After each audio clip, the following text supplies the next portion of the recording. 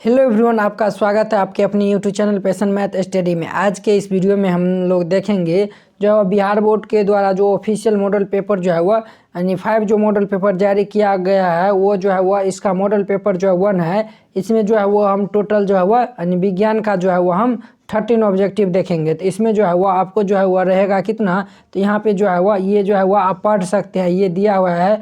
पर यानी कि ये जो यानी कि आपके जो एग्ज़ाम में जो यानी कि प्रश्न पत्र पे जो ऊपर में दिया रहेगा वही सब ये दिया हुआ है। तो आप लोग इनको जो है वह नीचे जो है वो पढ़ सकते हैं। ठीक है, तो हम जो है वो आज के सेशन का पहला क्वेश्चन हम लेते हैं और उनको जो है वो हम पढ़ते हैं और उनका आंसर क्या होगा वो आपको हम बताते हैं। ठीक है, खंड ओ का है वस्तुनिष्ठ प्रश्न, यानी प्रश्न यानी कि प्रश्न 1 से 80 तक के प्रत्येक प्रश्न के लिए जो है वह एक ही विकल्प सही है। इसमें इनमें से किन्हीं 40 प्रश्नों का उत्तर जो है वह OMR पे जो है वह चिन्हित करना है। ठीक है, तो ये तो खैर ये जो है वह यानी कि 40 व 80 को रहेगा, आपको 40 को जवाब देना है। ठीक है, अब का देखिए इसका फर्स्ट क्वेश्चन जो है वह कहता है परावर्तक सतह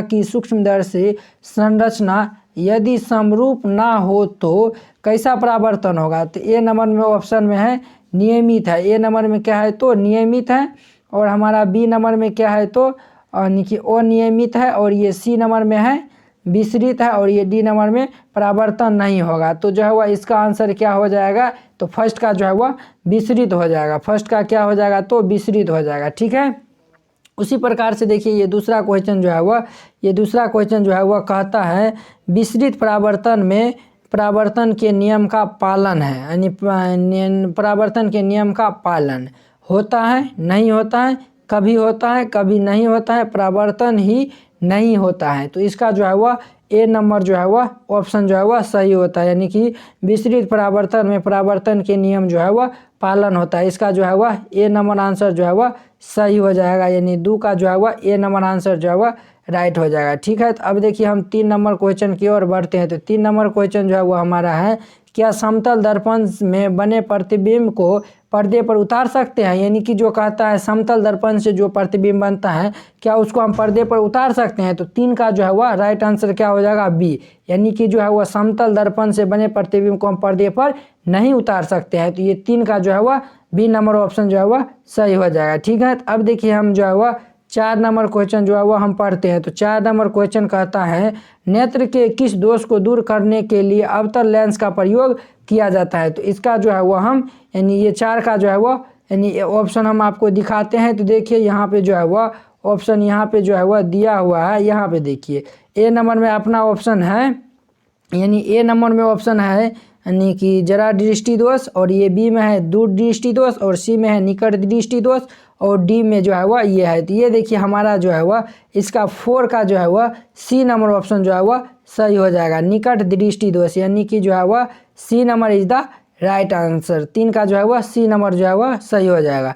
आँख व्यवहार करता है, आँख जो व्यवहार करता है वह अवतल निदर्पण की तरह, और ये बी में है उत्तल लेंस की तरह, सी में है समतल दर्पण की तरह, और डी में है अवतल लेंस की तरह। तो इसका जो है वह राइट आंसर क्या हो जाएगा 5 का जो है वह यानी कि राइट आंसर हो जाएगा उत्तल लेंस की तरह। आँख जो है वह उत्तल लेंस की तरह व्यवहार करता है। ठीक है, तो चलिए अब 6 नंबर क्वेश्चन देखिए।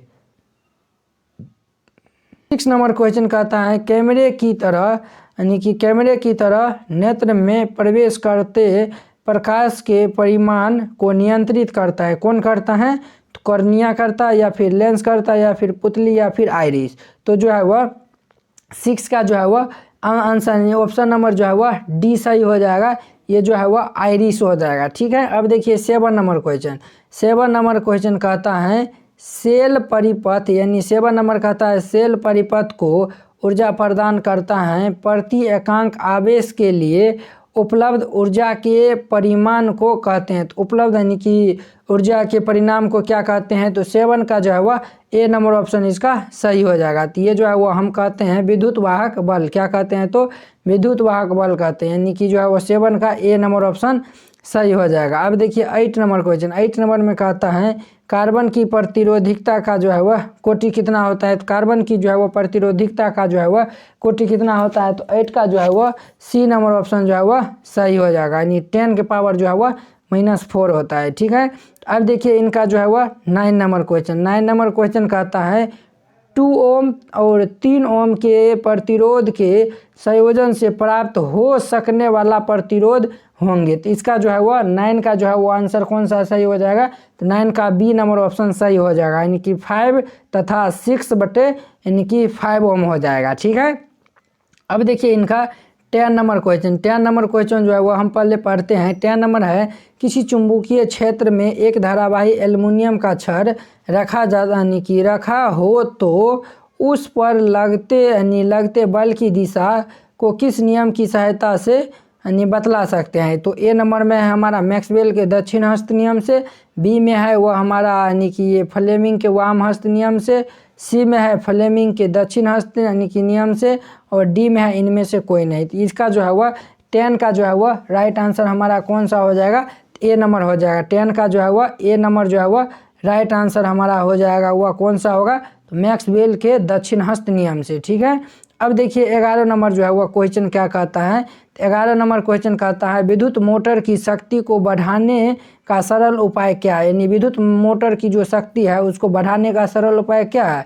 नाल चुंबक को प्रबल रखना, और बी में आर्मेचर में लैप्टो की संख्या बढ़ाना, और सी में बड़ी धारा प्रवाहित करना, और ये जो है डी में है तीनों उपाय यानी उपाय एक साथ करना। तो ये जो है वह 11 का जो है वह यानी कि जो है वह डी नंबर ऑप्शन जो है वह इसका सही हो जाएगा, यानी कि नाल चुंबक को प्रबल रखना है, आर्मेचर में लैप्टो जो है वह संख्या बढ़ाना, और बड़ी धारा प्रवाहित करना है। तो इसका जो है वह डी नंबर जो है वह सही हो जाएगा, यानी ए बी सी जो है वह ये तीनों काम हमें करना पड़ेगा। ठीक है, अब देखिए इनका 12 नंबर क्वेश्चन। 12 नंबर क्वेश्चन कहता है यानी कि विद्युत चुंबक प्रेरण में उत्पन्न धारा की दिशा किस नियम से बतलाई यानी जा सकती हैं। तो जो है वह 12 को जो है वह कौन सा ऑप्शन सही हो जाएगा, तो 12 का जो है वह सी नंबर ऑप्शन जो है वह सही हो जाएगा, यानी फ्लेमिंग के दक्षिण हस्त नियम से जो है वह बतलाया जाता है। ठीक है, तो अब देखिए इसका 13 नंबर क्वेश्चन जो है वह क्या कहता है। तो 13 नंबर क्वेश्चन जो है वह कहता है जो है वह ताप शक्ति यानी 13 नंबर जो क्वेश्चन कहता है ताप शक्ति विद्युत संयंत्र में आर्मेचर में को घूर्णित करने का काम कौन करता है। तो जो है वह इसका काम जो है वह कौन करता है, तो 13 का जो है वह हमारा ऑप्शन क्या हो जाएगा, तो सी नंबर हो जाएगा, यानी ए और बी दोनों करता है। वाष्प भी करता है और जो है वह स्वपीड़ित गर्म हवा भी करता है, स्वपीड़ित गर्म जो है वह हवा भी करता है। तो हमारा जो है वह इसका जो है वह सी नंबर ऑप्शन सही हो जाएगा, ए और बी। तो ये जो है वह 13 नंबर था, और ये देखिए ये जो 14 नंबर जो है वह ये प्रतिक्रिया दिया हुआ है H2 + Cl2, और ये इज इक्वल टू यानी गिव्स डेट जो दिया हुआ है 2HCl। ये जो है वह किस प्रकार की अभिक्रिया है, तो ये जो है वह क्या ये संयोजन प्रतिक्रिया है, या फिर ऑक्सीकरण है, या फिर अवकरण है, या फिर इनमें से कोई नहीं, यानी इनमें से सभी है। तो ये जो है वह हमारा 14 का जो है वह ये जो संयोजन प्रतिक्रिया ये जो है वह ये यानी कि रासायनिक जो समीकरण दिया हुआ ये हमारा जो है वह संयोजन प्रतिक्रिया है। ठीक है, अब देखिए इनका जो है वह 50 नंबर क्वेश्चन। 50 नंबर कहता है फेरस सल्फेट के घोल से लोहा को कौन धातु विस्थापित करेगा। पहला में है Sn, और ये दूसरा में है Cu, और तीसरा में है जिंक यानी Zn, और चौथा में यानी डी नंबर में है Ag। तो 15 का जो है वह सी नंबर ऑप्शन जो है वह सही हो जाएगा, जिंक जो है वह सही हो जाएगा। ठीक है, तो चलिए अब हम 60 नंबर क्वेश्चन देखते हैं कि हमारा क्या है। अब देखिए 60 नंबर में है कैल्शियम कार्बोनेट को कहते हैं। तो कैल्शियम कार्बोनेट को हम क्या कहते हैं, तो कैल्शियम कार्बोनेट को जो है वह 16 का क्या हम कैल्शियम कार्बोनेट को हम चौक कहते हैं, या फिर चूना पत्थर कहते हैं, या फिर संगमरमर कहते हैं, या फिर इनमें से सभी कहते हैं। तो जो है वह कैल्शियम कार्बोनेट को क्या कहते हैं, तो 16 का जो है वह डी नंबर हो जाएगा, यानी कैल्शियम कार्बोनेट को हम चौक भी कहते हैं, संगमरमर भी कहते हैं, और चूना पत्थर भी कहते हैं, यानी कि इनमें से सभी हो जाएगा। ये जो है वह मॉडल पेपर का आंसर है।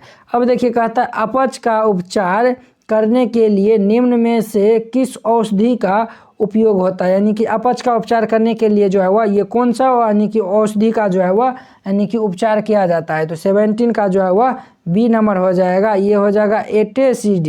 एटेसिड जो है वह यानी कि इसका जो है उपचार जो है वह किया जाता है अपच का उपचार करने के लिए। ठीक है, अब देखिए ये जो है वह 80 नंबर जो है वह 80 नंबर में कहता है निम्न में कौन क्षारक है, यानी निम्न में जो है वह कौन क्षारक है, ZNO ए में है ZNO, बी में है SO2 और सी में है CO2 और डी में है NO2। तो 18 का जो है वह कौन सा ऑप्शन सही हो जाएगा, तो जो है वह ZNO ये जो है वह क्षारक है, ठीक है। अब देखिए इस टाइप का क्वेश्चन आता है आपके एग्जाम में, तो आप लोग इनको अच्छे से यानी कि देखिएगा, इनको यानी इनका जो है वह ZNO होता है। यदि आपके परिवार का कोई सदस्य अत्यधिक भोजन करने के कारण जो है वह अम्लता से पीड़ित है, तो आप कौन सा उपचार यानी कि उनको बताइए, यानी उनको बताएंगे। तो जो है वह ए में है नींबू का रस, बी में है सिरका।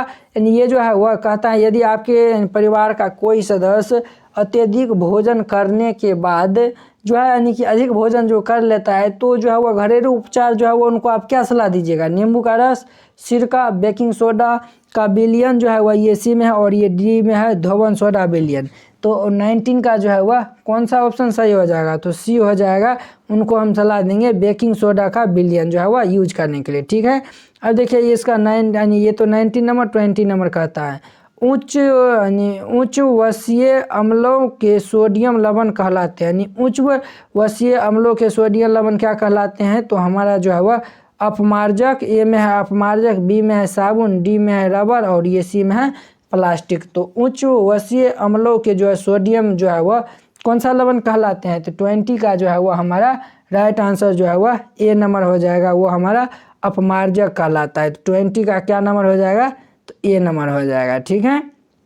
अब देखिए ये जो है वह 21 नंबर क्वेश्चन, 20 नंबर 1 यानी क्वेश्चन खाता है हेमेटाइट किस धातु का अयस्क है, तो हेमेटाइट जो है वह किस धातु का अयस्क है, तो 21 का जो है वह डी नंबर हो जाएगा Fe। ये क्वेश्चन बहुत ही इंपॉर्टेंट है, आप लोग इनको VVI लगा लीजिए, यही जो है वह आपके बोर्ड एग्जाम में रहेगा, फिक्स है, ठीक है।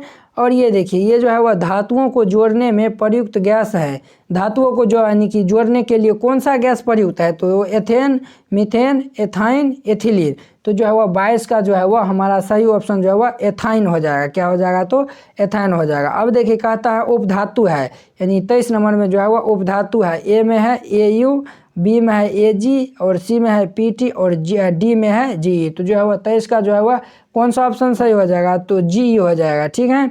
अब देखिए ये जो है वह 24 नंबर क्वेश्चन, 24 न्यूक्लिक अम्ल हो जाएगा, ए में न्यूक्लिक अम्ल है, बी में एमिनो अम्ल है और सी में वसीय अम्ल है, डी में इनमें से कोई नहीं। तो 24 का जो है वह कौन सा ऑप्शन सही हो जाएगा, तो जो है वह वसीय अम्ल जो है वह सही हो जाएगा। अब देखिए 25 निम्नलिखित में मीथेन किसका उदाहरण है, तो जो है वह मीथेन जो है वह इसमें जो है वह 4 ऑप्शन दिया हुआ है, किसका उदाहरण है, तो 25 का जो है वह ए नंबर ऑप्शन सही हो जाएगा, संतृप्त हाइड्रोकार्बन का, किसका हो जाएगा, तो 25 का जो है वह ए नंबर ऑप्शन सही हो जाएगा। तो उम्मीद करते हैं कि आप लोग ये 25 नंबर तक जो है बहुत ही अच्छा तरीक़ा से समझ गए होंगे। तो चलिए अब जो है वो अगले वीडियो में मिल लेंगे हम 26 नंबर क्वेश्चन, ये जो इथेन का आणविक सूत्र जो है वह C2H6 ये जो होता है वो हम यानी कि अगले वीडियो में हम आपको बताएंगे 26 नंबर थे। तो अगर यह वीडियो आप लोग को अच्छा लगा होगा तो अपने ये जो है वह दोस्तों के बीच शेयर कीजिएगा। अगर आप चैनल पर नए आए हुए तो चैनल को सब्सक्राइब कर लीजिए। अगर वीडियो को लाइक नहीं किए हैं तो वीडियो को लाइक भी कर दीजिए। तो चलिए अब हम अगले वीडियो में मिलते हैं। जय हिंद।